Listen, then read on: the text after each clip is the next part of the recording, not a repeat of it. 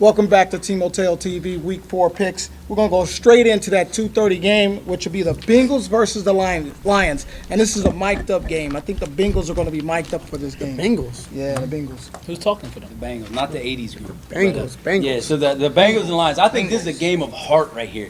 These two teams last week both got beat pretty bad. But if you look at the sideline, if you see what they're doing, they did not give up and they fought hard. And that's something I really appreciate about both of these teams. And I think you're going to see that an incredible game. I think this is going to be an incredible game. The Bengals, they held the Packers to the fewest points offensively than anybody else in the league this year. They also scored more on them than anybody else in the league this year. So they're here. They're making the steps. They're finally playing Timoteo ball. I think I'm going to go on a ledge here and say that this is going to be the first win in Bengals history, and that's why we're miking them up. Bengals are going to beat the Lions 25-24. I beg to differ. I think that the Lions are going to win. They're going to redeem themselves.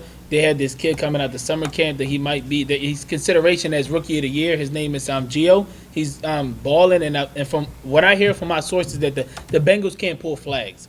And the kid Gio seems to break out every week and score touchdowns on both sides of the ball. So if the Lions want to win this game, you need to give Gio a couple more runs, find a way to get the ball in his hand because the kid is explosive. He can make plays. And from my source, the Bengals can't pull flags. So I think they're going to win this one, let's say 33-20. Wow, do you think Gio should get some consideration for rookie of the year? Yeah, absolutely. The kid is playing phenomenal. Yeah, I mean, this kid just continues to make plays. I mean, he gets cammed up. Caught a pick six. Yeah. You know what I mean? Every week this kid is just making plays. I think he said another one. It was either I'm not the one or another one. It was one of them. But he just makes plays, you know, and it'll be interesting to see what he does this week here. Or they say he's not a one. Maybe he said he's not a one. Maybe as he's scoring, he's probably saying he's not a one.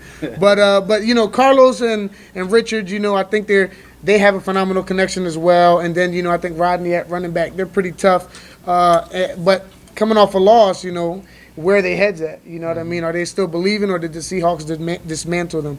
The Bengals, on the other hand, man, they were living high. I mean, they didn't win the game, but their spirits were still high after the game.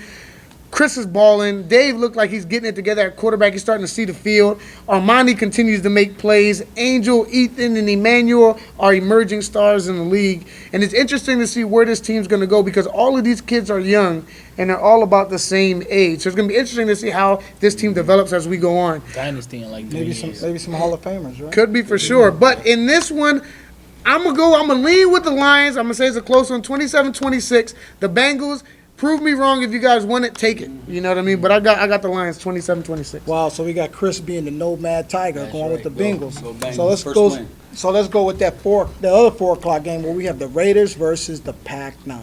Yeah, so the Ravens, man, they had a tough loss this week against Cowboys. They lost 53-14. I think this team is better than that. This is the kind of team where people start sleeping on it, they start winning. They start doing some good things. They got to show it themselves in practice. And I don't know. I think it's going to be tough for them this week. I think they have the rest of the season, the rest of the last 4 games where they can redeem themselves and sneak into the playoffs. The Pac-9, I mean, they're on the top right now. They have 15 passing touchdowns, but they have 24 touchdowns total. That's 9 extra touchdowns beyond the passing. That's more than anybody else in the league. So they're scoring in more ways than just passing the ball. They can do it in numerous ways, offensively, defensively. And so the Pac-9, they're just the best right now until someone beats them. And so I think they're going to beat the Ravens 49-19. Yeah, I'm going to agree with Chris on this one. I just think the Pac-9 is very talented. And again, I think anybody could go out there and coach that team with the talent that they have. And like he said, they're scoring in all types of ways. Punt returns, you know, interceptions, passing touchdowns, rushing touchdowns. I think the Pac-9 is just too much for the Ravens. I'm going to tell the Ravens now on national TV that if you don't put a corner on that side, Shane's going to eat that corner up alive all day. You need to put a corner up there, otherwise Shane will throw 7 touchdowns in the first half. And for my prediction, I'm going to have a guest. Fellow, will you come up here and give me your prediction? Yep. Can you stand up? Come on, Hurry up, bro. Hurry up. I need your prediction already. Stand up, fellow. Stand up. Bello, can you stand up? Stand up. You need to show your face. Speak up, too. The camera can't hear you. So what's the prediction for this week? What do you think, man? The Pac-9 versus the Ravens. I mean, it's going to be a good game. You scared? You look nervous. Well, speak up, bro. Speak up. I just don't know. What's the score? 53-17. Who's going to win? Us. What team are you? Like, nah. What are your stats gonna look like? Can they stick you, bro? Nah. You should be a I one. don't think so. Yellow's a one. Fellas are Fellas one. are one. Yellow's a one. You want to thank Fellow If you for come coming up on this show, you a one. So Yeah, Yellow's a all the one. ones come up here. Got you, man. Listen, you know, I keep dissing my man Dave. Dave is doing a great job over there as the new coach for the Packers, man. He's out there doing a great job. It's hard to replace somebody Yeah, like yeah, me, yeah, and he's doing it. And he's doing it. He's going above and beyond. Better than you? He's I doing a think good he's job. going to be better than me for sure. As he continues to grow, I think he's got it.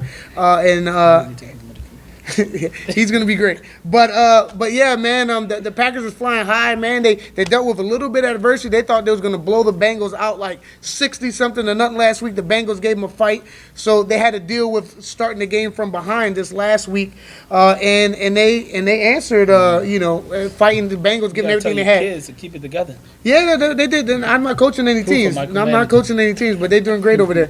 But yeah, I mean, I need the playmakers on the Ravens to step up, man. I mean, Sharif, he balling, but he need to step it up. You know what I mean? Like, ain't he 19? Like, he got to step up a year ahead of what he did last year. He need be to showing up late he to need games, to too. make some more plays. You know what I mean? I need him to step up. I need him to carry that team. And if he don't step up, they don't got a chance. But yeah, I think Jeffrey, just give the ball to Sharif. Let's see what he got. See if he got any hurt hurt. the first half. How he's gonna get him the ball if he don't Man, show up to the game? maybe he's not taking this. Maybe to give it to Talib then. Maybe Talib is the one to carry him. But I got the Ravens losing this one 38-20. Sweet. Wow, another clean sweep. So now let's go to that 4 o'clock, the last 4 o'clock game where it's the Jets versus the Colts. Yeah, there's some interesting things in this game, actually. The Colts actually lead the league in sacks right now with 11, which is amazing to me. The Jets, David LeBron is leading the league in tackles with 19, and and another guy on the team has 17. So they're doing pretty good. But the real story here is Yasir of the Jets, right? He's a 2, but yet he has 9 touchdowns. No, he's a 1 now, and he has In the 11 league, is he? touchdowns. Okay. He has 11 touchdowns. Oh, yeah, you can't be no 2 with Yeah, all well, those it touchdowns. got says 11 say 9, touchdowns. and which is interesting because Esky also has 9. So this really could be a Yasir Esky kind of talk. I mean, a lot of people are talking about Yasir as rookie of the year, but I think he's trying to say, hey, I want to be the MVP of the year. And so it's going to be interesting. We'll see though. The Jets had a couple easy weeks. It got tough last week, and they're going to have a very tough road here on out. So we're going to see really what they're made of, and can they keep this kind of mojo going that they had the first couple weeks? I don't think so. I think this is the Colts' time. I think Colts going to win this in 42-13. I think the Colts are going to win big, 45-25. I think the Jets are a good team, but since they're so young, they can't score enough points, and they won't have enough points to beat the Colts this week. The Colts will put up 45 points. I think they took the Rams lightly last week, and they won't sit there and do that to another team that's not elite. I think they're just going to run away with this one. Jose, Esky, and Namdi, that connection right there is just crazy. Probably the best 2 combo in the league, and they're going to continue to put up points this week. Yeah, I mean, that's pretty hard to stop those guys over there, and they proved that offensively they can continue to go down the field and score.